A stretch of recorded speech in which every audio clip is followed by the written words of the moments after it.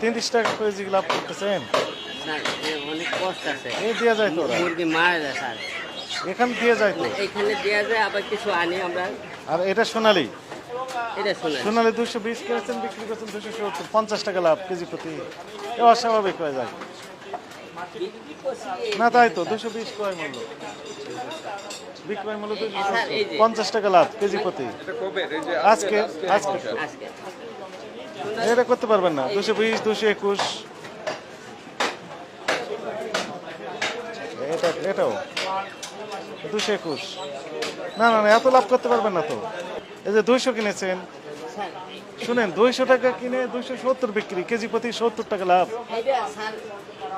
এটা 200 স্যার, এই যে 200 টাকা 270 টাকা কোনো কিছু ওঠে না স্যার। কারণ এটা হচ্ছে, আমি বলি স্যার, ওই 270 টাকা লেখা দাম কম দেয়। কত কম দেয়? এই 10 টাকা 20 টাকা। 20 টাকা কমায় দেন ওখানে। আজকে কাগজপত্র নিয়ে আসতে বলছিলাম।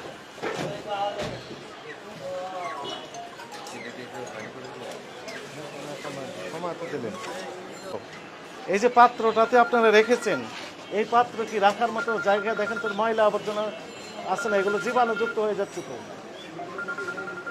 আপনি বলেন এটা কি হেলদি বলবেন, হাইজিন বলবেন? রেখেছেন মনে হচ্ছে যে ডাস্টবিন, তাই না? ময়লার ঝুড়ি না এটা রয়েছে, এটা তো আমার মনে হয় ওই ময়লার ঝুড়ি 100% আমি গ্যারান্টি দিয়ে বললাম। ময়লার ঝুড়িতে আপনি ফ্রেশ করা মুরগি কেন রাখলেন, ব্যাখ্যা দেন। আপনার নাম কি? শুনেন, আপনি তো রোজা রেখেছেন, মুসলমান যেহেতু, এই যে ময়লার ঝুড়িতে আপনি এই ফ্রেশ করা চামড়া ছিলানা মুরগি রাখলেন কেন বলে? এটা তো টোটালি ময়লার ঝুড়ি, এবং এইটা আর ওইটা কোনো ডিফারেন্স না। নিয়ে আসেন, ওইটা নিয়ে আসেন, দেখেন তো একই না কেন?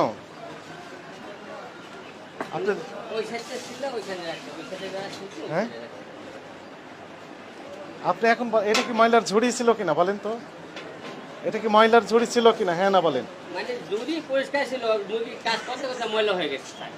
না না না, ময়লা হয়ে গেছে না।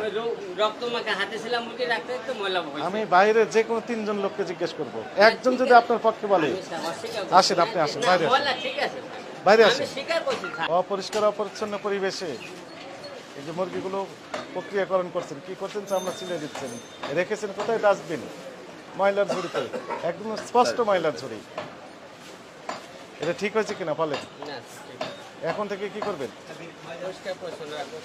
পরিষ্কার মানে বাস্তবে আপনি মন থেকে বলছেন এটি?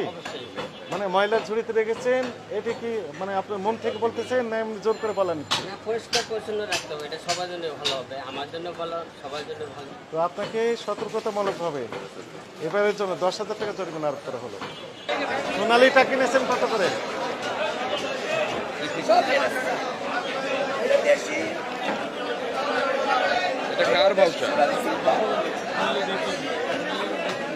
হ্যাঁ, এরা দেশি বলে বিক্রি করে, দেশি বলে বিক্রি করতেছে সব।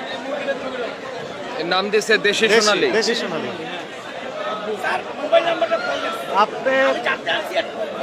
আপনার নাম কি?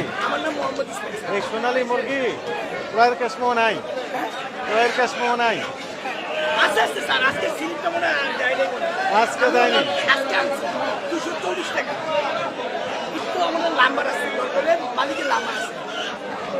তাহলে এটা হচ্ছে দেশি সোনালী, প্রথম শুনলাম আপনার কাছ থেকে। তাহলে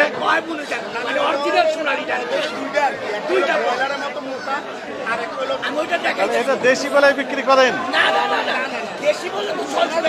শোনেন শোনেন, কথা শোনেন, আপনার নাম কি? নামও তো ভালো, নাম তো ভালো না। এই প্রথম ব্যাড রেকর্ডটা হলো আপনার নাম। শোনেন শোনেন শোনেন, আপনি সোনালী মুরগি বিক্রি করেন না, আপনি শুধু বিক্রি করেন দেশি মুরগি। এটাও দেশি, এটাও দেশি, রাইট? এটাও দেশি, এটাও দেশি, এটা হচ্ছে সোনালী দেশি। শোনেন, আপনার নাম কি?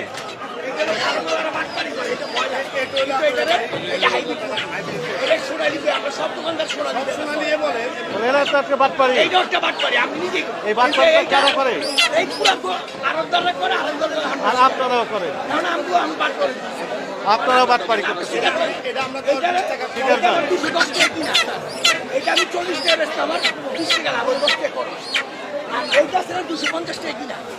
আমি বইটা বেশি কিনি, ওইটা চাইলে কিন্তু আমি ওইটা আচ্ছা শোনেন, ওইটা কিনেছেন 250 আর এটা কিনেছেন 210। কাগজ দেখান। আমি একটু লাভ না ডাক্তার স্লিপটা মনে চাই না, এই কাজ কি করবি না লাভ আছে। বাটপাড় নিজেকে বললেন বয়লার না, তুমি যেটা বললে এটাও বয়লার। এটা কালার বার, এটা কালার বার। আপনি তো প্রায় আপনি এটাকে কি বলছেন? এটা ব্রয়লার? 80 টাকা কেজি বেচছি। এটা কালার বার নাম দিছে এটা, মানে আপনি আসার সাথে সাথে বললেন এটা দেশি সোনালি। সোনালি দেশি কিভাবে হয়? বিক্রয়ের প্রমাণক হচ্ছে আপনার রসিদ। আপনার রসিদ দেখাতে হবে। আর বিষয় হলো আপনি ওখানে সোনালী বলেছেন 250, আপনি বিক্রি করছেন 280। ঠিক আছে, এটা অপরাধ।